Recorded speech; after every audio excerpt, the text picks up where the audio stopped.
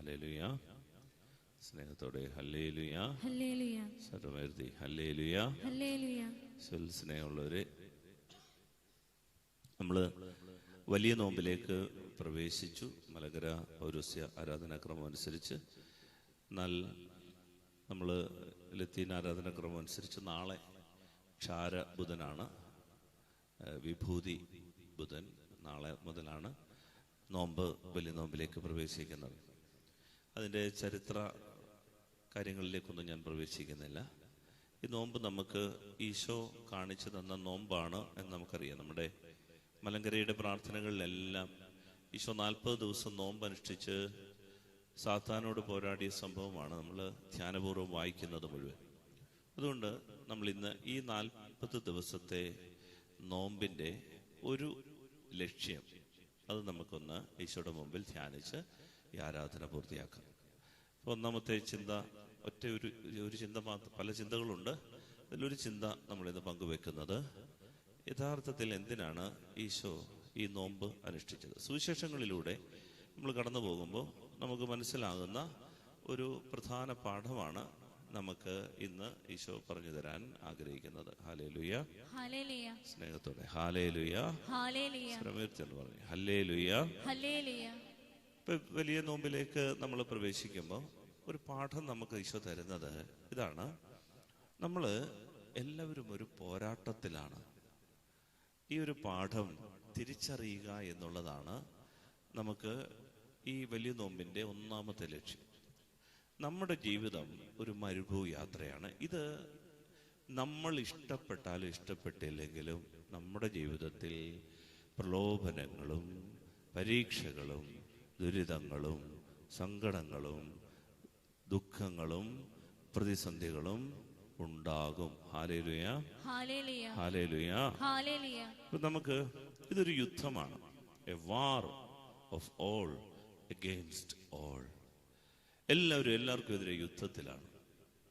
ഇങ്ങനൊരു കവി ഉണ്ടായിരുന്നു, ബ്രിട്ടനിലെ ഒരു കവിയാണ്. അദ്ദേഹത്തിന്റെ പേര് തോമസ് ഹോബ്സ് എന്നാണ്. Thomas hobs. അദ്ദേഹം 1651 ഒരു പുസ്തകം എഴുതി. ആ പുസ്തകത്തിന്റെ പേര് ലെവിയാഥാൻ എന്നാണ്. ലെവിയാഥാൻ. ആ പുസ്തകമാണ് പിന്നീട് ആധുനിക കാലത്തെ രാഷ്ട്രീയ പ്രത്യയശാസ്ത്രങ്ങൾക്കൊക്കെ അടിത്തറ പാകിയത്. എന്ന് പറഞ്ഞാൽ ആധുനിക കാലത്തെ രാഷ്ട്രീയ പ്രത്യയശാസ്ത്രങ്ങൾ, അത് ഇപ്പോഴത്തെ രാഷ്ട്രീയ വ്യവസ്ഥിതികളെയൊക്കെ ഈ അടിത്തറ പാകിയ ആ തത്വശാസ്ത്രത്തെയൊക്കെ നിയന്ത്രിച്ച ഒരു പുസ്തകമാണ് ലെവിയാഥാൻ എന്ന് പറയുന്നൊരു പുസ്തകം. അപ്പോൾ ഈ പുസ്തകത്തിലെ ഒരു പ്രധാന ചിന്ത എന്താണെന്നറിയാമോ? ഈ പുസ്തകത്തിലെ പ്രധാന ചിന്ത, നമ്മളെല്ലാം കടിഞ്ഞാണില്ലാത്ത പോരാട്ടത്തിലാണ്. ഈ ഒരു അടിസ്ഥാന ചിന്ത എന്ന് ചിന്തിച്ചാൽ മതി. എവിടെ നോക്കിയാലും ഇന്ന് നമ്മൾ പോരാട്ടമാണ്, യുദ്ധമാണ്, വഴക്കാണ്, കലഹമാണ്. തൊട്ടതിനും പിടിച്ചതിനും എല്ലാം നമുക്കങ്ങ് കുറച്ച് നാളൊക്കെ ഇങ്ങനെ ശാന്തമായിട്ടിരുന്നാലും പിന്നെ അങ്ങോട്ട് വഴക്കാണ്. അപ്പൊ ഇത് നമ്മുടെ ഒരു പ്രകൃതമാണ്, ഈ വഴക്ക്, ഈ കലഹം, ഈ പോരാട്ടം, ഈ യുദ്ധം. അപ്പൊ നമ്മൾ a war of all against all എന്നാണ് ആ പുസ്തകത്തിന്റെ ആശയം. എല്ലാവരും പോരാട്ടത്തിലാണ്. അപ്പൊ ഈ പുസ്തകം ഒരു പരിഹാരം തരുന്നുണ്ട്, പരിഹാരം പറയുന്നുണ്ട്. എന്താണെന്നറിയാമോ? പോരാട്ടം അവസാനിപ്പിച്ചേ പറ്റൂ. ഇങ്ങനെ പോയാൽ ശരിയാകത്തില്ല, നമ്മുടെ നാശമാണ്. ഈ വഴക്ക് തീർത്തേ പറ്റൂ, പോരാട്ടം തീർത്തേ പറ്റൂ. അപ്പൊ അതിന് ഈ തോമസ് ഹോബ്സ് നൽകുന്ന ഒരു സജഷൻ എന്താണെന്നറിയാമോ? പരിഹാരം. അദ്ദേഹം പറയുന്നത്, ശക്തമായ ഒരു ഭരണകൂടം വന്നാൽ ഈ പോരാട്ടം അവസാനിക്കുമെന്നാണ് പറയുന്നത്. ശക്തമായ ഒരു ഭരണകൂടം വന്നാൽ ഈ വഴക്കെല്ലാം നിൽക്കും. ഈ ജനങ്ങൾ തമ്മിലുള്ള ഈ അടി, ഈ ഗ്രൂപ്പ് വഴക്ക്, ഈ കലഹം, ഇതെല്ലാം നിൽക്കും. ശക്തമായ ഒരു നേതൃത്വമുണ്ട്. പിന്നീടാണ് നമ്മൾ ചരിത്രത്തിൽ മനസ്സിലാക്കുന്നത്, എത്ര ശക്തരായ ഭരണകർത്താക്കൾ, എത്ര ശക്തരായ തീരുമാനമെടുക്കുന്നവര്, എത്ര സ്വേച്ഛാധിപതികള്, എത്ര കരുത്തുറ്റ മിലിറ്ററി പവറുള്ള പട്ടാള മേധാവികള് ഒക്കെ രാഷ്ട്രം ഭരിച്ചു. പക്ഷേ വഴക്ക് പിന്നെ മൂത്തുപോവുകയാണ്, കലഹം പിന്നെ ഇങ്ങനെ ഉണ്ടായിക്കൊണ്ടിരിക്കുകയാണ്. അവിടെയാണ് പ്രിയപ്പെട്ടവരെ ശ്രദ്ധിക്കണം, ദൈവം ഒരു പരിഹാരം കണ്ടു. ദൈവം കണ്ട പരിഹാരമാണ് യെശയ്യായുടെ പുസ്തകം 11-ാം അധ്യായം 1-2 വാക്യം. അതായത് മനുഷ്യനെല്ലാം ഒരു പോരാട്ടത്തിലാണ്, ഒരു കലഹത്തിലാണ്. ഈ യുദ്ധം അവസാനിപ്പിക്കണമെങ്കിൽ ഇത് അവസാനിച്ചേ മതിയാകും, ഇല്ലെങ്കിൽ മാനവ വംശം അന്യം നിന്ന് പോകും. ഇതിങ്ങനെ യുദ്ധം ഉണ്ടായി എല്ലാം നശിച്ചു പോകത്തേ ഉള്ളൂ. അതുകൊണ്ട് ഈ പോരാട്ടം എന്തെങ്കിലും നിന്നേ പറ്റൂ. അതിന് ഉള്ള നിർദ്ദേശമാണ് അദ്ദേഹം മുന്നോട്ട് വെച്ചത്. ശക്തമായ ഭരണകൂടം വന്നാൽ ഈ പോരാട്ടമൊക്കെ നിന്നോളൂ, അവരൊക്കെ അനുസരിച്ചോളൂ. പക്ഷേ ചരിത്രത്തിൽ നമ്മൾ കാണുന്നത് അങ്ങനെയല്ല. എത്രയോ ശക്തമായ ഭരണാധികാരികൾ ഉണ്ടായിട്ടും യുദ്ധങ്ങളും കലഹങ്ങളും കൂടുന്നേ ഉള്ളൂ. അവർക്കെതിരെ പിന്നെയും വലിയ യുദ്ധങ്ങൾ, ഈ ശക്തമായ ഭരണാധികാരികളെ മറിച്ചിടാൻ വലിയ യുദ്ധങ്ങളും പോരാട്ടങ്ങളും ഗ്രൂപ്പുകളും ഉണ്ടാവുകയാണ്. അപ്പൊ ഇതിനുള്ള പരിഹാരം ദൈവം കണ്ടതാണ് നമ്മൾ ഇന്ന് ധ്യാനിക്കുന്നത്. നമ്മുടെ വിഷയം ഇന്നതാണ്, പോരാട്ടം. വലിയ നോമ്പിൽ നമ്മൾ ധ്യാനിക്കേണ്ട വിഷയമാണ് പോരാട്ടം. യെശയ്യായുടെ പുസ്തകം 11-ാം അധ്യായം 1-2 വാക്യങ്ങൾ വായിക്കും. ജസ്സയുടെ കുറ്റിയിൽ നിന്ന് ഒരു മുള കിളിർത്തു വരും, അവന്റെ വേരിൽ നിന്ന് ഒരു ശാഖ പൊട്ടിക്കിളിർക്കും. കർത്താവിന്റെ ആത്മാവ് അവന്റെ മേൽ ആവസിക്കും, ജ്ഞാനത്തിന്റെയും വിവേകത്തിന്റെയും ആത്മാവ്, ഉപദേശത്തിന്റെയും ശക്തിയുടെയും ആത്മാവ്, അറിവിന്റെയും ദൈവഭക്തിയുടെയും ആത്മാവ്. ദൈവത്തിന്റെ ആത്മാവുള്ള ഒരാൾ വരും. ഇതാണ് ദൈവത്തിന്റെ പരിഹാരം. ഈ ദൗത്യം ഏത്? ഈ പോരാട്ടം അവസാനിപ്പിക്കാൻ ദൈവം ഭൂമിയിലേക്ക് ഒരാളെ അയക്കും. അവന്റെ മേൽ ഒരു ആത്മശക്തി ഉണ്ടായിരിക്കും. ഈ ആത്മശക്തി എന്തിനാണെന്നറിയാമോ? ഈ ദൗത്യം നിർവഹിക്കാനുള്ള ആത്മശക്തിയാണ്. അതായത് ഇങ്ങനെയാണ് പറയുന്നത്, ജസ്സയുടെ കുറ്റിയിൽ നിന്നൊരു മുള കിളിർത്തു വരും. ജസ്സയുടെ കുറ്റിയിൽ നിന്ന് ഒരു മുള കിളിർത്തു വരും, അവന്റെ വേരിൽ നിന്നൊരു ശാഖ പൊട്ടിക്കിളിർക്കും. അതായത് നമ്മളൊക്കെ ഇങ്ങനെ കണ്ടിട്ടുണ്ട്, റോഡിന്റെ അരികിലൊക്കെ ഇങ്ങനെ കുറേ മരങ്ങളൊക്കെ, പഴയ മരങ്ങളൊക്കെ ഇങ്ങനെ കുറ്റിയായിട്ട് ഇങ്ങനെ നിൽക്കുക. നമ്മൾ കാണുമ്പോൾ വിചാരിച്ച്, ഓ തീർന്നു, ചെതുക്കിച്ച് ചത്ത് ഇങ്ങനെ നിൽക്കുകയാണ്, ഓ ഇനി അത് അറ്റും, അത് പോയി, അത് ചെതൽ പിടിച്ചു പോയി എന്ന് കാണും. മാനവ വംശം ഇതുപോലെ 2000 വർഷങ്ങൾക്ക് മുൻപ് ചെതുക്കിച്ച് ഒരു കുറ്റി കണക്കെ എല്ലാരും കരുതി തീർന്നു, ഇനി മനുഷ്യന് രക്ഷയില്ല. അങ്ങനെ വേറെല്ലാം ഇങ്ങനെ അഴുകി ഇങ്ങനെ ഇരിക്കുമ്പോഴാണ് ഈ ജസ്സയുടെ കുറ്റിയിൽ നിന്ന് ഒരു മുള പൊട്ടി തളിർത്തു വന്നു. ഈ മുളയുടെ പേരാണ് യേശുക്രിസ്തു. മാനവവംശത്തിൽ ഒരുവൻ വളരെ വ്യത്യസ്തനായി ഒരു മുള പൊട്ടിക്കിളിർത്തു. ഇപ്പൊ കുറച്ച് കഴിഞ്ഞപ്പോൾ ആളുകൾ വിചാരിച്ചു, അതൊരു ചെറിയ കുഞ്ഞു മുളയല്ലേ. പക്ഷെ നോക്കി നിൽക്കേ അത് വളർന്ന് വളർന്ന് വളർന്ന് വളർന്ന് ഈ 2000 വർഷങ്ങൾ കൊണ്ട് അതൊരു വലിയ മരമായി മാറി. ഈ കുറ്റിയിൽ നിന്ന്, മാനവവംശത്തിന്റെ ഈ കുറ്റിയിൽ നിന്ന് ഒരു മുള തളിർത്തു വന്ന് ഈ ശാഖ പൊട്ടിക്കിളിർന്ന് അതിങ്ങനെ വളർന്ന് വളർന്ന് ബലിഷ്ഠമായൊരു ശാഖയായി മാറി. പ്രിയപ്പെട്ടവരെ, എന്നിട്ട് വചനം പറയുകയാണ്, കർത്താവിന്റെ ആത്മാവ് ഈ ശാഖയുടെ മേൽ, അവന്റെ മേൽ വരും.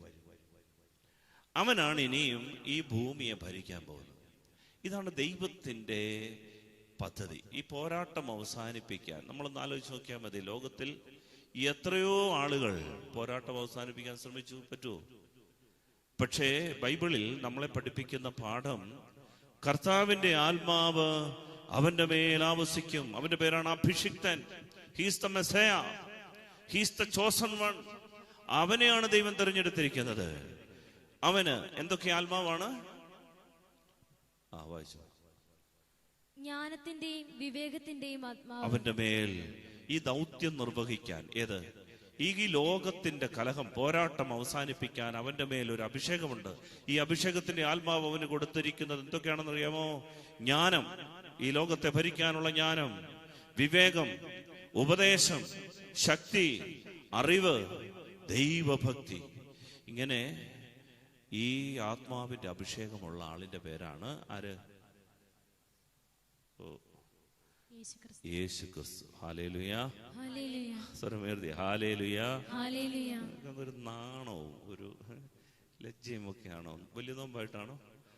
സ്വരമിരുത്തി എന്ന് പറയാം, ഹല്ലേലൂയാ. ഹല്ലേലൂയ. അവനെയാണ് ദൈവം ഈ ദൗത്യം ഏൽപ്പിച്ചിരിക്കുന്നത്.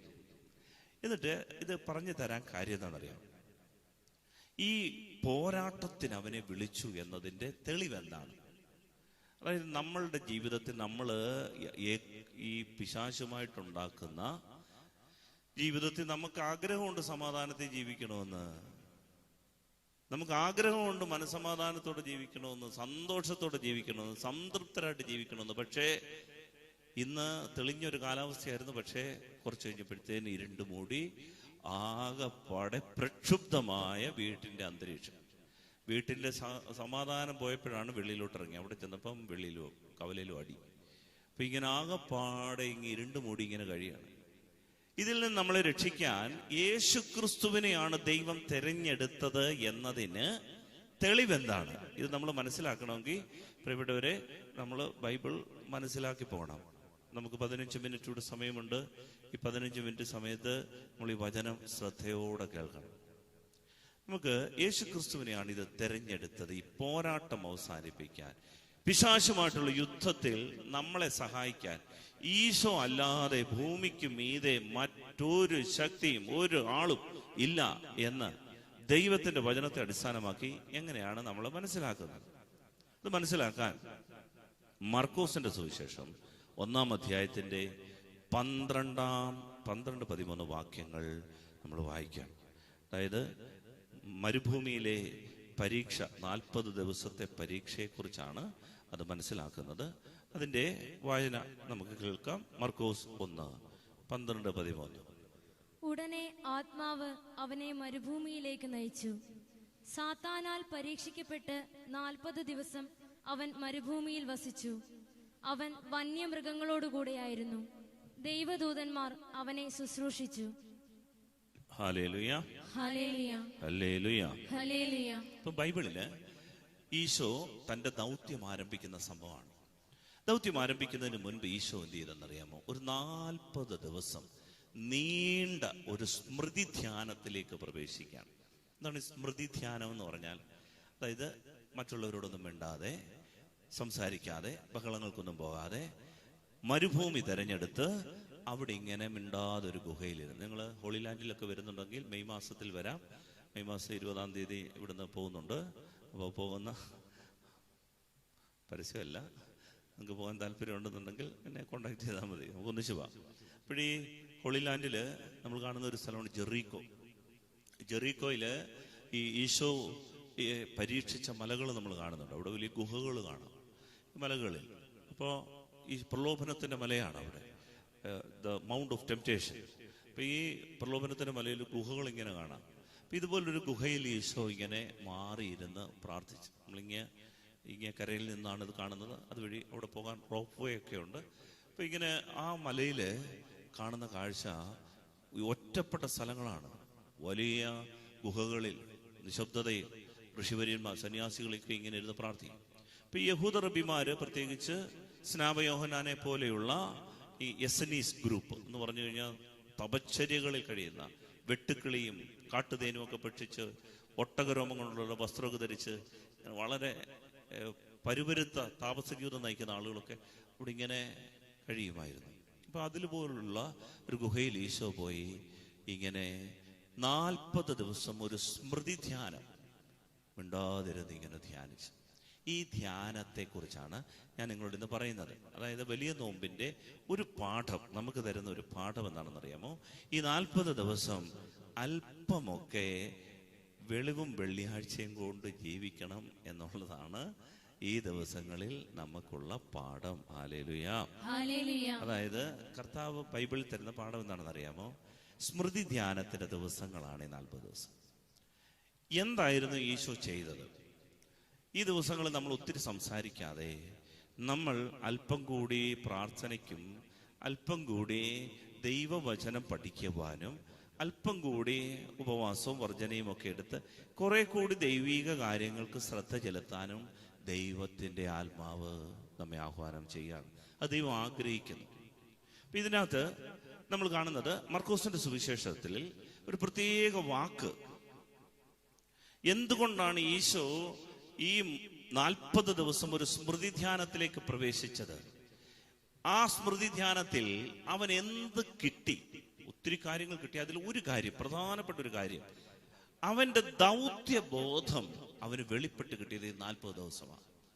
ഞാൻ ആരാണ്, ഞാൻ എന്താണ് ചെയ്യേണ്ടത് എന്ന് ഈശോയ്ക്ക് വെളിപ്പെട്ട് കിട്ടിയത്, ലക്ഷ്യബോധമുണ്ടായത് പ്രിയപ്പെട്ടവരെ ഈ 40 ദിവസത്തെ സ്മൃതി ധ്യാനത്തിലാണ്. അതുകൊണ്ടാണ് ഈ ദിവസങ്ങളൊക്കെ വളരെ വിലപ്പെട്ടതാണെന്ന് പറയാൻ കാര്യം. ദൈവം എന്തുകൊണ്ട്, സഭ എന്തുകൊണ്ടാണ് ഇത് മാറ്റിവെച്ച് വിശുദ്ധീകരിച്ച് ദൈവം നമുക്ക് തരുന്നത്? ഇത് വളരെ ദൈവത്തിന്റെ കൃപകൾ വെളിപ്പെടുന്ന, വെളിപാടുകൾ കിട്ടുന്ന ദിവസങ്ങളാണ്. അതിനെ കാര്യപ്രാപ്തിയോടുകൂടി നമ്മൾ ഇതിനെ നേരിടണം. അതുകൊണ്ട് ഈശോ എന്താ ചെയ്തതെന്നറിയാമോ? ഈശോയ്ക്ക് ഒരു കാര്യം ബോധ്യപ്പെട്ടു. ആ ബോധ്യമാണ് 40 ദിവസം വെളിപ്പെട്ട ആ പാഠമാണ് ഞാൻ ആദ്യമേ പറഞ്ഞത്. പോരാട്ടത്തിനു വേണ്ടി ജനിച്ചവനാണ് ഞാൻ. Born for fight. ജനിച്ചത് തന്നെ യുദ്ധത്തിന് വേണ്ടിയിട്ടാണ് എന്നൊരു ബോധ്യം ഈശോയ്ക്ക് കിട്ടി. പ്രിയപ്പെട്ടവരെ, ഈ വെളിപാട് കിട്ടിയില്ലായിരുന്നുണ്ടെങ്കിൽ ഈശോ ആ കൂട്ടത്തിലെ റബിമാരുടെ കണക്കെ ഒരാൾ മാത്രമാകുമായിരുന്നു. ഇത് സ്വർഗം നൽകിയ ഏറ്റവും വലിയൊരു വെളിപാടാണ്. ഇതാണ് 40 ദിവസം നമുക്ക് കിട്ടേണ്ട വെളിപാട്. അത് മനസ്സിലാക്കി തരുന്ന പാഠമാണ് നമ്മളിപ്പോൾ വായിച്ചത്. മർക്കോസിന്റെ സുവിശേഷം 1-ാം അധ്യായം 12-13 വാക്യങ്ങൾ. നിങ്ങൾക്കറിയാം, ഇതേ സംഭവം തന്നെ മത്തായി സ്ലീഹായും ലൂക്കായും എഴുതുന്നുണ്ട്. മത്തായി സ്ലീഹായും ലൂക്കായും എഴുതുന്നത് ഇങ്ങനെയാണ്: ഉടനെ ആത്മാവ് അവനെ മരുഭൂമിയിലേക്ക് നയിച്ചു. മലയാളത്തിൽ മർക്കോസും എഴുതുന്നത് അങ്ങനെ തന്നെ ആണെങ്കിലും അതിൻ്റെ ഗ്രീക്ക് മൂലത്തിൽ, അതിൻ്റെ ഗ്രീക്ക് ഭാഷയിൽ എഴുതിയിരിക്കുന്നത് അങ്ങനെയല്ല. മർക്കോസ് എഴുതിയിരിക്കുന്നത് എങ്ങനെയാണെന്ന് അറിയാമോ? ആത്മാവ് അവനെ മരുഭൂമിയിലേക്ക് ശക്തമായിട്ട് എറിഞ്ഞു. ഇതൊരു വലിയ പാഠമാണ്. മത്തായി സ്ലീഹ ലൂക്കായും പറയുന്നത് ഇല്ലേ, ആടിനെയൊക്കെ പ്ലാവില കാണിച്ച് ഇങ്ങനെ വാ വാ വാ ഇങ്ങനെ കൂട്ടി കയറ്റുന്നത് കണക്കെ ഈശോയെ ആത്മാവ് മരുഭൂമിയിലേക്ക് വാ വാ വാ വാ എന്ന് പറഞ്ഞ് ഇങ്ങനെ നയിച്ചു. ആ വാക്കാണ് ഉപയോഗിക്കുക. എന്നാൽ മർക്കോസ് പറയുന്നത് എന്താണെന്ന് അറിയാമോ? ഒരു വാക്ക് ഉപയോഗിച്ചിരിക്കുന്നത് എക് ബോലോ എന്നൊരു വാക്കാണ്. എക് ബോലോ എന്ന് പറഞ്ഞാൽ, ബോലോ ബോലോ എന്ന് പറഞ്ഞാൽ ബൗൾ. ക്രിക്കറ്റ് കളിക്കുന്നവർക്കറിയാം, ബൗളിങ്, എറിയുക. ബാലിസ്റ്റിക് മിസൈൽ അല്ലേ, മിസൈലൊക്കെ ഇങ്ങനെ തൊടുത്തു വിടുക. ആ വാക്കിന്റെ അർത്ഥം തൊടുത്തു വിടുക. അപ്പോ എക് ബോലോ എന്നൊരു വാക്കിന്റെ അർത്ഥം എന്ന് പറയുന്നത് അവനെ ശക്തമായിട്ട്, വെഹ്മെന്റ് ത്രോ എന്നാണ് പറയുന്നത്. ശക്തമായിട്ട് എറിഞ്ഞു എന്നാണ് പറയുക, വെഹ്മെന്റ് ത്രോ. ഈ വാക്കാണ് ഉപയോഗിച്ചിരിക്കുന്നത് മർക്കോസ്. എന്താണ് മർക്കോസ് ഇങ്ങനെ ഉപയോഗിച്ചിരിക്കുന്നത്? വളരെ ധ്യാനാത്മകമായ, അർത്ഥപൂർണമായ ഒരു പാഠം മർക്കോസ് നമുക്ക് തരികയാണ് പ്രിയപ്പെട്ടവരെ. അതുകൊണ്ട് ബൈബിളിൽ നമ്മൾ മലയാളത്തിൽ എഴുതിയിരിക്കുന്ന ഇങ്ങനെയാണെങ്കിലും ഇതിൻ്റെ ആ ആദ്യകാലം എഴുതപ്പെട്ട വാക്കുകളുടെ അർത്ഥം മനസ്സിലാക്കുമ്പോഴാണ് ഇതിൻ്റെയൊക്കെ ചക്രവാളങ്ങൾ നമുക്ക് വിശാലമായി മനസ്സിലാക്കി തരുന്നത്. എന്താണ് വലിയ നോമ്പ്? മർക്കോസ് പറയുന്നത് വലിയ നോമ്പ് എന്ന് പറയുന്നത് ഒരു വെളിപാട് നമുക്ക് കിട്ടുന്ന കാലമാണ്. എന്താണെന്നറിയാമോ? വലിയ നോമ്പ് നമ്മൾ മരുഭൂമി യാത്രയിലൂടെ പോകേണ്ട ജീവിതമാണ്. വേദനയുടെ, സഹനത്തിന്റെ, ദുരിതത്തിന്റെ, കഷ്ടപ്പാടിന്റെ ലോകത്തോടെ ആത്മാവ് നിന്നെ തള്ളിയിടും. നീ പറയും പറ്റത്തില്ല പറ്റത്തില്ല. പക്ഷേ ആത്മാവ് നിന്നെ ഈ മരുഭൂമിയിലേക്ക് തള്ളിയിടും. ഇത് നമ്മളുടെ നിയോഗമാണ്. ഇന്നലെ ഞാനും നമ്മുടെ ട്രസ്റ്റി വിശാനും കൂടെ ഒരു വീട് പോയി സന്ദർശിച്ചപ്പോൾ അവിടുത്തെ അമ്മാമ്മ വേദനയോടെ, 2 രോഗികളായിട്ട് കഴിയുന്ന 2 പേരാണ്, അപ്പച്ചനും അവിടുത്തെ മകനും. അപ്പോൾ വേദനയോടെ അമ്മ പറയുന്ന കേട്ടു, കർത്താവ് പോലും അച്ഛാ കുറച്ച് നേരത്തേക്ക് മാത്രമേ സഹിച്ചുള്ളൂ, ഞാനിത് എത്ര വർഷമായി. ഇങ്ങനെ വലിയ വേദന, രോഗങ്ങൾ കൊണ്ടിങ്ങനെ പൊറുതിമുട്ടുന്ന ആളുകൾ. അതിനു മുൻപ് ഞാൻ വേറൊരു വീട് റാന്നിയിൽ സന്ദർശിച്ചു. അവിടെ അമ്മ ക്യാൻസറായിട്ട് കഴിയുന്നു, ഭർത്താവ് ഡയാലിസിസ് ആയിട്ട് 8 വർഷത്തിലേറെയായി. ഇങ്ങനെ വേദന കൊണ്ട് ഈ 2 പേരും, ഞാൻ കഷ്ടം. അവിടെ ഞാനും വേറെ അച്ഛനും കൂടാണ് ചെന്നത്. അവിടെ ചെല്ലുമ്പോൾ ഇവര് കാഴ്ച പോലും നഷ്ടപ്പെട്ടിരിക്കുന്ന ഈ മനുഷ്യൻ, ചെവി കേൾവി പോലും നഷ്ടപ്പെട്ടിരിക്കുന്ന മനുഷ്യൻ വല്ലാതെ ബുദ്ധിമുട്ടി അയൽപക്കത്തുള്ള ഒരു ഓട്ടോക്കാരനെ വിളിച്ചു പറഞ്ഞിട്ട് ഒരു വേദനയുടെ നീര് പറ്റുന്ന ഒരു മരുന്ന് വാങ്ങിക്കാൻ, ഞായറാഴ്ചയാണ് വാങ്ങിക്കാൻ ബുദ്ധിമുട്ട്. അവരെ വിളിക്കുമ്പോൾ അവരുടെയൊക്കെ കാല് പിടിച്ച് അവിടുന്ന് ഒരു ഗുളിക വാങ്ങിച്ച്, ഒരു മരുന്ന് വാങ്ങിച്ച്, ഒരു ഓയിൻമെന്റും ഒക്കെ വാങ്ങിച്ചെത്തിക്കാൻ പെടുന്ന പാട്. ജീവിതം ഇത് 1-2 ദിവസമല്ല, 8 വർഷമായിട്ട് ഇവരിങ്ങനെ സഹിക്കുകയാണ്. ആരുമില്ല സഹായിക്കാൻ. മക്കളൊക്കെ രണ്ടുപേരും വിദേശത്തായി. അപ്പൊ വല്ലാതെ ഈ പ്രായമായ അപ്പനും അമ്മയും കിടന്ന് കഷ്ടപ്പെടുന്നതൊക്കെ ആ സന്ധ്യയ്ക്ക് ഞങ്ങൾ കണ്ണു നിറഞ്ഞുപോയി. അപ്പൊ അവരൊക്കെ പറയുന്നൊരു കാര്യം, കർത്താവ് പോലും അച്ഛാ 5-8 മണിക്കൂറേ സഹിച്ചുള്ളൂ, ഇത് ഞങ്ങളുടെ ജീവിതകാലം മുഴുവനും കുരിശാണല്ലോ അച്ഛാ. പ്രിയപ്പെട്ടവരെ, ഇങ്ങനെ ഒരു ചിന്ത മനസ്സിൽ വരുമ്പോ ഇത് ഈ പാഠം മർക്കോസ് നമുക്ക് തരികയാണ്. അങ്ങനെയല്ല, ഈശോ 1 മണിക്കൂറത്തേക്കോ 2 മണിക്കൂറത്തേക്കോ 3 മണിക്കൂറത്തേക്കോ അല്ല സഹിച്ചത്. ആ ബോധ്യം അവൻ എവിടാണ് കിട്ടിയെന്നറിയാമോ? അവന്റെ ജീവിത നിയോഗം തുടങ്ങുമ്പോ അവൻ ഈ 50 ദിവസത്തെ ഈ 40 ദിവസത്തെ നോമ്പിൽ അവനൊരു സ്മൃതി ധ്യാനത്തിൽ വെളിപ്പെട്ട് കിട്ടുന്ന ഒരു കാര്യമുണ്ട്. എന്താണെന്നറിയാമോ? ആത്മാവ് അവനെ മരുഭൂമിയിലേക്ക് എറിഞ്ഞു കളഞ്ഞു. അടുത്ത വചനം ഇതാണ്: സാത്താനാൽ പരീക്ഷിക്കപ്പെട്ട് 40 ദിവസം അവൻ മരുഭൂമിയിൽ വസിച്ചു. പ്രലോഭനത്തിന്റെ മരുഭൂമിയിൽ, ഈ ദുരിതത്തിന്റെ സംഘർഷത്തിന്റെ മരുഭൂമിയിൽ, ഈ സഹനത്തിന്റെയും പോരാട്ടത്തിന്റെയും വേദനയിൽ, ഇതിൽ നിന്ന് രക്ഷപ്പെടാനും സമാധാനം അനുഭവിക്കാനാണ് നമ്മളെല്ലാം ആഗ്രഹിക്കുന്നത്. പക്ഷേ ബൈബിളിന്റെ ആദ്യത്തെ പാഠത്തിൽ പറയുന്നത് കുരിശ് മരണത്തിൽ മാത്രമല്ല ഈശോ ജീവിതത്തിന്റെ ഓരോ നിമിഷവും അവൻ സഹിച്ച പ്രലോഭനത്തിന്റെയും ആ മരുഭൂമി അനുഭവത്തിന്റെയും കഥയാണ് പ്രിയപ്പെട്ടവരെ നമുക്ക് മർക്കോസ് വെളിപ്പെടുത്തി തരുന്നത്. അതുകൊണ്ട് ഈ സ്മൃതി ധ്യാനത്തിൽ നമുക്ക് പരിശുദ്ധാത്മാവ് തരുന്ന പാഠം എന്താണെന്നറിയാവോ? ജീവിതം സഹനങ്ങൾ നിറഞ്ഞതാണ്. ഹല്ലേലൂയ. അത്ര ഇഷ്ടമല്ലെന്ന് എനിക്കറിയാം, എന്നാലും പറ ഹല്ലേലൂയ, ഹല്ലേലൂയ. പ്രിയപ്പെട്ടവരെ, ഈ നീണ്ട പ്രാർത്ഥന 40 ദിവസം പരിശുദ്ധാത്മാവ് നമുക്കൊരു ഉറപ്പ് തരും. എന്താണെന്നറിയാം? നീ മരുഭൂമിയിലൂടെ നടക്കേണ്ടവനാണ്. നിനക്ക് ഇന്നല്ലെങ്കിൽ നാളെ ഈ സഹനങ്ങൾ, സങ്കടങ്ങൾ, ദുരിതങ്ങൾ നമ്മളെ പ്രതീക്ഷിച്ചിരിക്കും. ഇത് വരും. പക്ഷേ വിഷമിക്കരുത്. മത്തായി 1:13 നമ്മൾ വായിക്കുന്നുണ്ട്, ദൈവദൂതന്മാർ അവനെ ശുശ്രൂഷിച്ചു. ദൈവം ഒരുക്കും ഈ സഹനങ്ങൾ, പക്ഷേ ദൈവം അനുവദിക്കുന്ന സഹനങ്ങളായതുകൊണ്ട് ഒരു ഉറപ്പ് ദൈവം നമുക്ക് തരും. എന്താണെന്നറിയാമോ? സ്വർഗം നമുക്ക് ചുറ്റും ശുശ്രൂഷിച്ചു കൊണ്ട് നിൽക്കും. ഹല്ലേലൂയ. ഹല്ലേലൂയ, ഹല്ലേലൂയ. പ്രിയപ്പെട്ടവരെ, ഇതാണ് ഈശോ വ്യക്തമായി മനസ്സിലാക്കിയ പാഠം. എന്താണ് ഈ പോരാട്ടം? ഈശോയ്ക്ക് മനസ്സിലായത് എന്താണ്?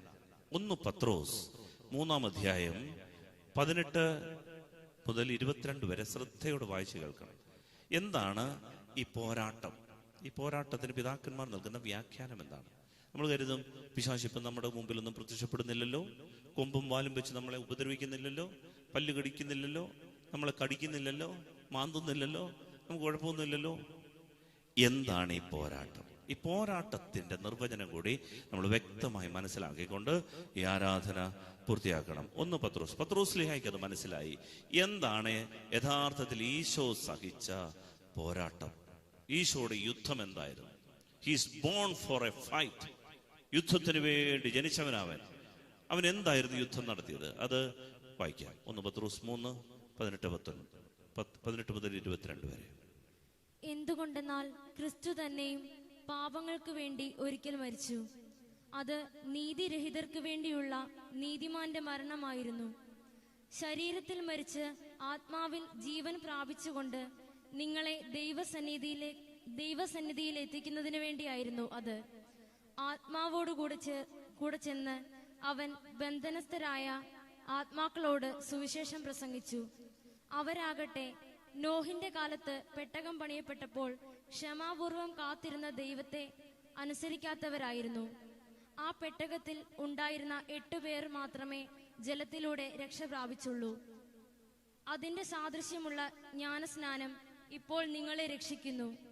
അത് നിങ്ങളുടെ ശരീരത്തിലെ മാലിന്യത്തിന്റെ നിർമ്മാർജ്ജനമല്ല, മറിച്ച് ശുദ്ധ മനസാക്ഷിക്കായി യേശുക്രിസ്തുവിന്റെ ഉത്ഥാനം വഴി ദൈവത്തോട് നടത്തുന്ന പ്രാർത്ഥനയാണ്. യേശുക്രിസ്തു ആകട്ടെ സ്വർഗത്തിലേക്ക് പ്രവേശിച്ച് ദൈവത്തിന്റെ വലതുഭാഗത്ത് ഇരിക്കുന്നു. ദൂതന്മാരും അധികാരങ്ങളും ശക്തികളും അവിടത്തേക്ക് കീഴ്പ്പെട്ടുമിരിക്കുന്നു. അതായത് ദൈവത്തിന്റെ ഏറ്റവും പ്രധാനപ്പെട്ടതായ ഒരു ജ്ഞാനം പത്രോസ്ലീഹ നമുക്ക് വെളിപ്പെടുത്തി തരികയാണ്. എന്താണ് ഈശോയുടെ പോരാട്ടം? ഈശോ എന്താണ് ചെയ്തത്? ഈ പോരാട്ടം എന്ന് പറയുന്നത് നമ്മൾ കരുതുന്ന പോലെ അടിയും വിഴക്കും ഒന്നുമല്ല, മറിച്ച് നമ്മുടെ ജീവിതത്തിന്റെ ഏറ്റവും വലിയ സഹനം എന്താണെന്നറിയാമോ? അതാണ് ഇവിടെ നമുക്ക് ഈശോ വെളിപ്പെടുത്തി തരുന്ന ജ്ഞാനം. ശ്രദ്ധിച്ചു കേൾക്കുക. നമ്മുടെ ജീവിതത്തിലെ ഏറ്റവും വലിയ സഹനം, ഒരു മനുഷ്യനോട് ചോദ്യം, ഏറ്റവും വലിയ സഹനം എന്താണെന്നറിയാമോ?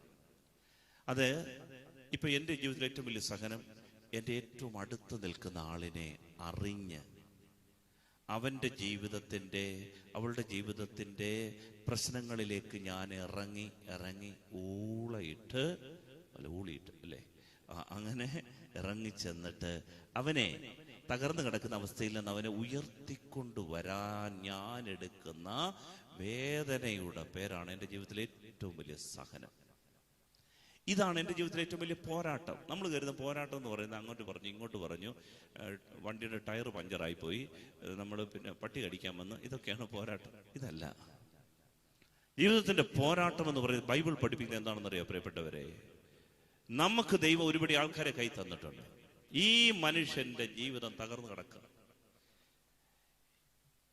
ഇവരുടെ ജീവിതത്തിലേക്ക് ഇറങ്ങിച്ചെല്ലാൻ നമ്മൾ താഴോട്ട് ഇറങ്ങി ചെന്ന് അവിടുന്ന് കോരി എടുത്തുകൊണ്ട് അവനെ ഉയർത്തിക്കൊണ്ട് വരാൻ നമ്മൾ എടുക്കുന്ന ത്യാഗത്തിന്റെ പേരാണ് പ്രിയപ്പെട്ടവരെ പോരാട്ടം. ഇതാണ് സഹനം, ഇതാണ് മരുഭൂമി യാത്ര. ഇതിനാണ്, ഈ ഒരു ജ്ഞാനമാണ് ഈശോയ്ക്ക് 40 ദിവസത്തെ സ്മൃതി ധ്യാനത്തിൽ വെളിപ്പെട്ട് കിട്ടിയത്. അതുകൊണ്ടാണ് ഇങ്ങനെ എഴുതിയിരിക്കുന്നത്, 19 വാക്യം 1 പത്രോസ് 3:19, ആത്മാവോട് കൂടെ ചെന്ന് അവൻ ബന്ധനസ്ഥരായ ആത്മാക്കളോട് സുവിശേഷം പ്രസംഗിച്ചു. അതായത് അതുകൊണ്ടാണ് നമ്മള് വിശ്വാസ പ്രമാണത്തിൽ ഇങ്ങനെ ചൊല്ലുന്നത്, അവൻ പാതാളത്തിലേക്ക് ഇറങ്ങി, നരകത്തിലേക്ക് ഇറങ്ങി. ഈശോ നരകത്തിലേക്ക് ഇറങ്ങിയത് മരിച്ചതിന് ശേഷം മാത്രമല്ല, അവന്റെ ജീവിതത്തിൽ അവൻ തുടക്കം മുതൽ ഒടുക്കം വരെ അവൻ ഓരോ മനുഷ്യന്റെയും ജീവിതത്തിന്റെ, കുഷ്ഠരോഗിയുടെ, പാപിനിയുടെ ജീവിതത്തിന്റെ തീർത്തും നരകം പിടിച്ച അവസ്ഥയിലേക്ക് ദൈവപുത്രൻ ഇറങ്ങി ചെന്നിട്ട് അവിടുന്ന് അവരെ കോരിയെടുത്തുകൊണ്ട് ഉയർത്തിക്കൊണ്ടുവന്നു. ഇതാണ് പ്രിയപ്പെട്ടവരെ ഇവന്റെ നിയോഗം. 50 ദിവസത്തെ നോമ്പിൽ, 40 നോമ്പിൽ നമുക്ക് വെളിപ്പെട്ട് കിട്ടേണ്ട വലിയ പാഠം ഇതാണ്. നമ്മൾ മരുഭൂമി യാത്രയുള്ളവരാണെന്ന് പറയാൻ കാര്യം എന്താണെന്നറിയോ? നമ്മുടെ പ്രിയപ്പെട്ട ചിലപ്പോ ജീവിത പങ്കാളി, കുഞ്ഞുങ്ങള് തല തെറിച്ച് നടക്കുമായിരിക്കും. ഒരുപക്ഷെങ്കിൽ നമ്മുടെ പിടിതരാതെ നമ്മുടെ വീട്ടിൽ വർഷങ്ങളായിട്ട് ബുദ്ധിമുട്ടുകൾ അനുഭവിപ്പിക്കുന്ന ആളുകളുണ്ടാവും. ശരിയാ പ്രിയപ്പെട്ടവരെ? സഹിച്ച് ക്ഷമിച്ച് അവരുടെ കൂടെ നിന്ന് അവരെ തിരുത്തേണ്ടത് തിരുത്തി ഉയർത്തിക്കൊണ്ടുവരണം, തള്ളിക്കളയരുത്. ഇതിനു വേണ്ടി നമ്മൾ എടുക്കുന്ന സഹനമുണ്ടല്ലോ, ത്യാഗമുണ്ടല്ലോ, ഇതാണ് ഈ 50 നോമ്പിന്റെ വെളിപാട്. ഈശോയെ ആത്മാവ് മരുഭൂമിയിലേക്ക് എറിഞ്ഞു സാത്താനോട് പോരാടാൻ. ഇതാണ് പോരാട്ടം. കാരണം സാത്താന്റെ ബന്ധനത്തിലായിരിക്കുന്നവരാണവർ. സാത്താനോടുള്ള യുദ്ധം എന്തിനാണെന്നറിയാമോ? സാത്താന്റെ കസ്റ്റഡിയിലായിരിക്കുന്ന അവരെ പാതാളത്തിലേക്ക് ഇറങ്ങി ചെന്നിട്ട് അവൻ ആത്മാവോടുകൂടെ ചെന്നിട്ട് അവരെ കോരി എടുത്തുകൊണ്ട് ഉയർത്തിക്കൊണ്ടുവന്നു. Hallelujah, hallelujah. പ്രിയപ്പെട്ടവരെ, ഈ ഭൂമിയിലെ ആദാം മുതൽ അവസാന മനുഷ്യൻ വരെ അനുഭവിക്കുന്ന സകല ദുരിതങ്ങൾക്കും പരിഹാരം ഈശോ ചെയ്തതിന്റെ കാരണമാണ്. അതുകൊണ്ടാണ് അവൻ എല്ലാവരുടെയും രക്ഷകനായി മാറുന്നത്. ഈശോ തന്റെ ജീവിതത്തിൽ ആദാം മുതൽ ഈ ഭൂമിയിൽ ഇനിയും ജനിച്ച് ജീവിച്ച് മരിക്കാനിരിക്കുന്ന അവസാനത്തെ മനുഷ്യൻ വരെ സഹിച്ച സകല വേദനകളിലേക്കും ഇറങ്ങിച്ചെന്ന്, അവരുടെ ദുരിതങ്ങളിലേക്ക് ഇറങ്ങിച്ചെന്ന്, പാപത്തിലേക്ക് ഇറങ്ങിച്ചെന്നിട്ട് അവരെ പിശാചിന്റെ കസ്റ്റഡിയിൽ നിന്ന് മോചിപ്പിച്ചു കൊണ്ടുവന്നു. ഇതാണ് ഈശോയ്ക്ക് വെളിപ്പെട്ടത്. ഇതാണ് 40 ദിവസത്തെ നോമ്പിൽ ഈശോയ്ക്ക് മനസ്സിലായത്. ഇത് വലിയ പോരാട്ടമാണ്, നമുക്കൊന്നും ഇഷ്ടമല്ല. അതുകൊണ്ടാണ് നമ്മൾ ഈ പോരാട്ടവും സഹനമൊന്നും വേണ്ട, അത്യാവശ്യമൊക്കെ അറിഞ്ഞ കാര്യം ഇതൊക്കെ മതി, ഇങ്ങനെയൊക്കെ നോമ്പെടുത്താൽ മതി, പിന്നെ എന്തായാലും 40 ദിവസം മീൻചാറ് കൂട്ടുന്നില്ലെന്നല്ലേ ഉള്ളൂ, അങ്ങനെ നമ്മൾ ജീവിച്ചോളാം എന്ന് പറയും. പ്രിയപ്പെട്ടവരെ, അതല്ല. ഈശോ ജീവിതകാലം മുഴുവൻ, ഇത് ദുഃഖവെള്ളിയാഴ്ച മാത്രമല്ല, അവൻ ജനിച്ച നാള് മുതൽ നമ്മളുടെ വേദനകൾ അറിഞ്ഞ്, പ്രലോഭനങ്ങൾ അറിഞ്ഞ്, അവൻ പാപം ചെയ്തിട്ടില്ലെങ്കിലും പാപത്തിന്റെ ഭാരം അവൻ അറിഞ്ഞ്, അവൻ അത്രയും നമ്മളുടെ സഹോദരങ്ങൾ നമ്മളോട് സദൃശരായി നമ്മളെ കോരിയെടുത്തു. അതാണ് ഹെബ്രായർക്ക് എഴുതിയ ലേഖനം 2-ാം അധ്യായം 17-18 വാക്യങ്ങൾ വായിച്ച് മനസ്സിലാക്കണം. ഹെബ്രായർ 2-ാം അധ്യായം അതിന്റെ 17-18 വാക്യങ്ങൾ ഉറക്കെ വായിക്കാം. ജനങ്ങളുടെ പാപങ്ങൾക്ക് പരിഹാരം ചെയ്യുന്നതിനു വേണ്ടി ദൈവിക കാര്യങ്ങളിൽ വിശ്വസ്തനും കരുണയുള്ളവനുമായ പ്രധാന പുരോഹിതനാകാൻ അവൻ എല്ലാ കാര്യങ്ങളിലും തന്റെ സഹോദരരോട് സദൃശനാകേണ്ടിയിരുന്നു. അവൻ പീഡ സഹിക്കുകയും പരീക്ഷിക്കപ്പെടുകയും ചെയ്തതുകൊണ്ട് പരീക്ഷിക്കപ്പെടുന്നവരെ സഹായിക്കാൻ അവന് സാധിക്കും. അവൻ പീഡ സഹിച്ചു, അവൻ പരീക്ഷിക്കപ്പെട്ടു, അതുകൊണ്ട് പരീക്ഷിക്കപ്പെടുന്നവർക്ക് അവരെ സഹായിക്കാൻ അവൻ എളുപ്പമായി. പ്രിയപ്പെട്ടവരെ, അവൻ നമ്മളോട് സദൃശനായി. ഇതാണ് യഥാർത്ഥത്തിൽ ഈ വലിയ നോമ്പിൽ നമുക്ക് തരേണ്ട പാഠം. പോരാട്ടം എന്ന് പറയുന്നത് നമ്മൾ പിശാചെ വിട്ടു അങ്ങോട്ട് പോ ഇങ്ങോട്ട് പോകുമെന്ന് പറയുന്നതല്ല, മറിച്ച് നമ്മുടെ കൂടെ കഴിയുന്ന പാവപ്പെട്ട മനുഷ്യൻ വീണ് കിടക്കുന്ന, ദുരിതത്തിൽ കിടക്കുന്ന, ആത്മാവ് നശിച്ചു കിടക്കുന്ന, ദൈവവിചാരമില്ലാതെ ജഡിക പാപങ്ങളിൽ കഴിയുന്ന അനേകരുണ്ട്. സൂക്ഷിച്ച് വീക്ഷിച്ചാൽ മതി. ഇവരെ, പ്രിയപ്പെട്ടവരെ, ഒരു വാക്കുകൊണ്ടെങ്കിലും മോചിപ്പിച്ച് കർത്താവിന് വേണ്ടി നേടിയെടുക്കാൻ നമ്മൾ എടുക്കുന്ന കണ്ണുനീരുണ്ടല്ലോ, സഹനമുണ്ടല്ലോ. അവൻ പറയും, നിന്നെ പാടിക്കുവോ, നിന്നെ പാട് നോക്ക്, നീ മേലെ എന്നെ ഉപദേശിക്കാൻ വന്നേക്ക് പറയും. ഇതൊക്കെ ഒരു നാണംകടലാ. പക്ഷേ എന്നാലും ഈ പാതാളത്തിലേക്ക് ഇറങ്ങിച്ചെന്നവനെ കോരിയെടുത്തുകൊണ്ട് സാത്താന്റെ അടിമത്തത്തിൽ നിന്ന് അവനെ മോചിപ്പിച്ചുകൊണ്ട് വരാൻ നീ ഈ നോമ്പുകാലം 40 ദിവസം എടുക്കുന്ന ത്യാഗമുണ്ടല്ലോ, സ്വർഗം വിലയിടും. അതുകൊണ്ടാണ് ഹെബ്രായർ 4-ാം അധ്യായം 15-ാം വാക്യം, ഹെബ്രായർ 4-ന്റെ 15-ാം വാക്യം, നമ്മുടെ ബലഹീനതകളിൽ നമ്മോടൊത്ത് സഹതപിക്കാൻ കഴിയാത്ത ഒരു പ്രധാന പുരോഹിതനല്ല നമുക്കുള്ളത്. പിന്നെയോ ഒരിക്കലും പാപം ചെയ്തിട്ടില്ലെങ്കിലും എല്ലാ കാര്യങ്ങളിലും നമ്മെ പോലെ തന്നെ പരീക്ഷിക്കപ്പെട്ടവനാണ് അവൻ. നമ്മെ പോലെ പാപം ഒരിക്കലും അവൻ ചെയ്തിട്ടില്ലെങ്കിലും, പക്ഷെ നമ്മെ പോലെ എല്ലാ തലങ്ങളിലും പരീക്ഷിക്കപ്പെട്ടവനാണ് അവൻ. അവനറിയാം നമ്മുടെ വേദന, എന്നിട്ടും അവൻ സഹിച്ചതിനാണെന്നറിയാവോ? പ്രിയപ്പെട്ടവർ, നമ്മളെ പിശാചിന്റെ അടിമത്തത്തിൽ നിന്ന് ബന്ധനസ്ഥനായിരിക്കും നമ്മളെ മോചിപ്പിച്ചുകൊണ്ട് വരാൻ വേണ്ടി. ഇതാണ് നോമ്പ് കാലത്തെ ഈശോയ്ക്ക് വെളിപ്പെട്ട വെളിപാട്. അവൻ അങ്ങനെ മനസ്സിലായി. അവന് മനസ്സിലായി, ഞാനാണ് അഭിഷിക്തൻ, തെരഞ്ഞെടുക്കപ്പെട്ടവൻ, പക്ഷെ എങ്ങനെ ഞാൻ ഈ ജനത്തെ മോചിപ്പിക്കണം എന്നതിനെ കുറിച്ച് ഈശോയ്ക്ക് ഒരു കൺഫ്യൂഷൻ ഉണ്ടായിരുന്നു. ആ കൺഫ്യൂഷൻ മാറിയത് ആത്മാവ് അവനെ മരുഭൂമിയിലേക്ക് എറിഞ്ഞു കളഞ്ഞപ്പോ, പ്രിയപ്പെട്ടവരെ, ഈശോയ്ക്ക് ബോധ്യപ്പെട്ടു, ഈ പോരാട്ടത്തിന്റെ, ഈ പാതാളത്തിലേക്ക് ഇറങ്ങുന്ന ജീവിതമാണ് എൻ്റെ. അങ്ങനെ മാത്രമേ എൻ്റെ ജനത്തെ മോചിപ്പിക്കാൻ പറ്റൂ. അതുകൊണ്ടാണ് നിങ്ങൾക്കറിയാം, 40 ദിവസം കഴിഞ്ഞ് ഒരു കാര്യം പറഞ്ഞുകൊണ്ട് നിർത്തുകയാണ്. 40 ദിവസം കഴിഞ്ഞിട്ട് ആദ്യത്തെ പ്രലോഭനം എന്താണെന്നറിയാമോ? പിശാച് വന്നിട്ട് ആദ്യത്തെ പ്രലോഭനം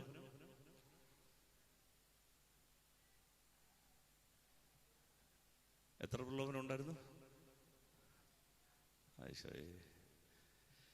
എല്ലാം അറിയാം, മിണ്ടുന്നില്ലെന്നേ ഉള്ളൂ. എത്ര പ്രലോഭനം ഉണ്ടായിരുന്നു? 3 പ്രലോഭനം അല്ലേ? 1, കല്ലുകൾ അപ്പമാകാൻ പറയാം. 2, ജെറുസലേമിന്റെ ദേവാലയത്തിന് മണ്ടയ്ക്കൊന്ന് ചാടാൻ പറയാം. 3, മലയുടെ മുകളിൽ കൊണ്ടുപോയി സർവ്വദേശങ്ങളെ കാണിച്ചിട്ട് പറഞ്ഞു, എന്നെ സാഷ്ടാംഗം വീണ് പ്രണമിക്കുക, ഇതെല്ലാം നിനക്ക് തരും. ഈ 3 പ്രലോഭനങ്ങളാണ്. ആദ്യത്തെ പ്രലോഭനം അറിയാവോ?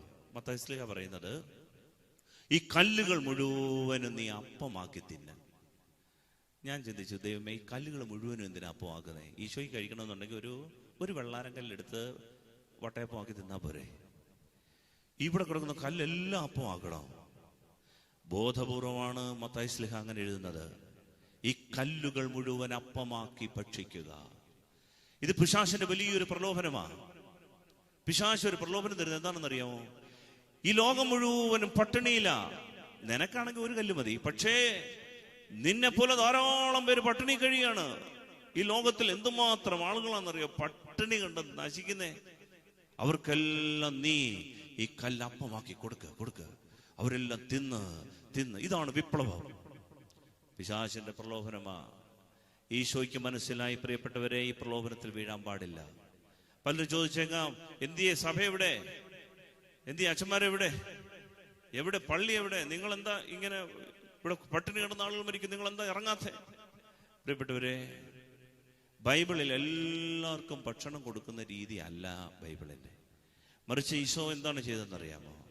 ഈശോ പ്രലോഭകന്റെ അടിമത്തത്തിൽ ഇങ്ങനെ ചെയ്യുന്ന പല സംഘടനകളും സമുദായങ്ങളും ഉണ്ട്. എല്ലാവരുടെ പട്ടിണി മാറ്റണം.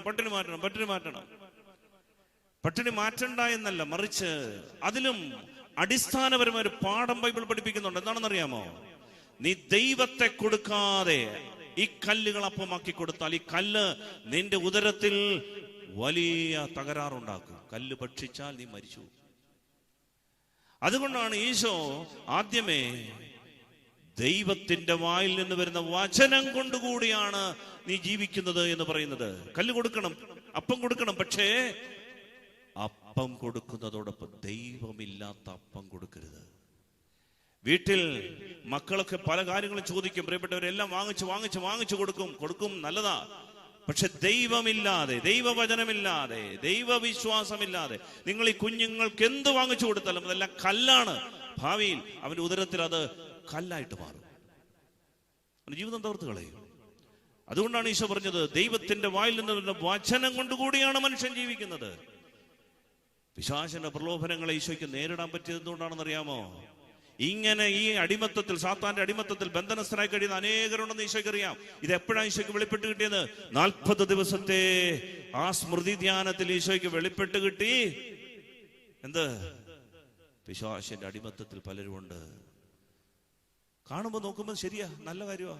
എല്ലാവരുടെയും പട്ടിണി മാറ്റാൻ ഓടി നടക്കുകയാണ്, പിരിവെടുത്ത് പട്ടിണി മാറ്റിക്കൊണ്ടിരിക്കുക. പ്രിയപ്പെട്ടവരെ, ദൈവത്തെ കൊടുക്കാതെ,